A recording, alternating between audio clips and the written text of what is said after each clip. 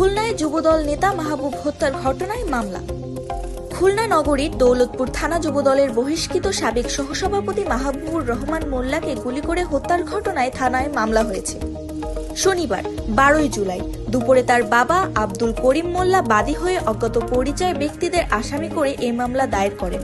দৌলতপুর থানার ভারপ্রাপ্ত কর্মকর্তা ওসি মীর আতাহার আলী বিষয়টি নিশ্চিত করেছেন।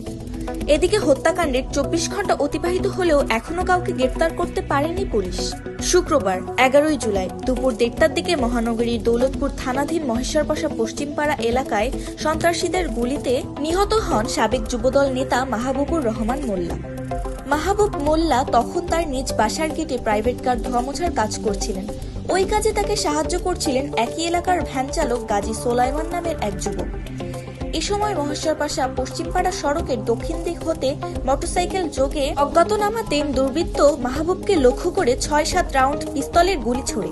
গুলি মাহবুবের মাথাসহ শরীরের বিভিন্ন অংশে লাগে। গুলির শব্দ শুনে মাহবুবের সাথে থাকা ভ্যান চালক পালিয়ে গেটের ভেতরে গেলে তাকেও লক্ষ্য করে গুলি ছোড়ে দুর্বৃত্তরা। তিনি প্রাণে বেঁচে গেলেও মাহবুব গুলিবিদ্ধ হয়ে মাটিতে লুটে পড়লে দুর্বৃত্তরা তার মৃত্যু নিশ্চিত করতে পায়ের 2 রগ কেটে দেয়।